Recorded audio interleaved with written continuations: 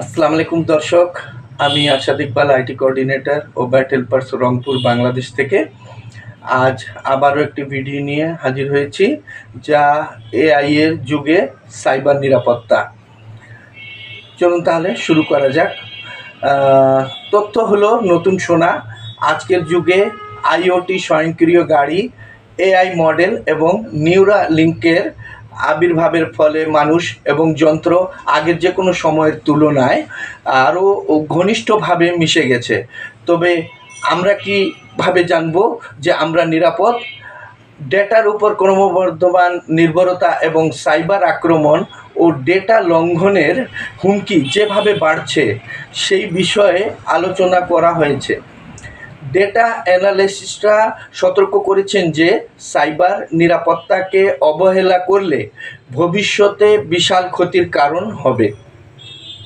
কিভাবে হ্যাকাররা বিপজ্জনক ম্যালওয়্যার, যার মধ্যে পলিমরফিক সেলফ এনক্রিপ্টিং ভাইরাস তৈরি করতে এআই এর ব্যবহার করতে পারে, যা শনাক্ত করা খুবই কঠিন।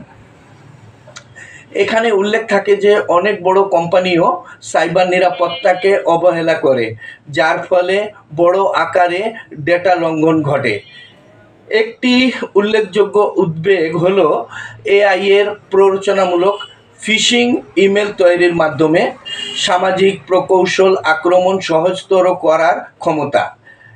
এখানে আদি ইরানি ব্যাখ্যা করেছেন যে এআই উৎপন্ন এবং আসল কন্টেন্টের মধ্যে পার্থক্য করা খুব কঠিন হয়ে পড়েছে, যা ডেটার অখণ্ডতাকে ঝুঁকিপূর্ণ করে তুলছে এবং ব্যক্তিগত ডেটা দক্ষ হ্যাকাররা ব্যক্তিদের ম্যানিপুলেট করতে ব্যবহার করতে পারে।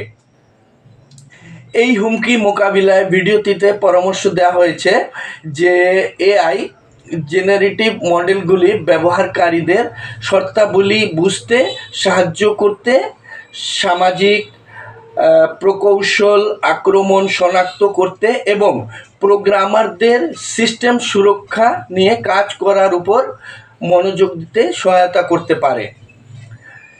শেষে এই ভিডিওটিতে জোর দিয়ে বলা হয় যে একটি নিরাপদ প্রযুক্তিগত ভবিষ্যতের জন্য সাইবার নিরাপত্তা একটি সম্মিলিত দায়িত্ব।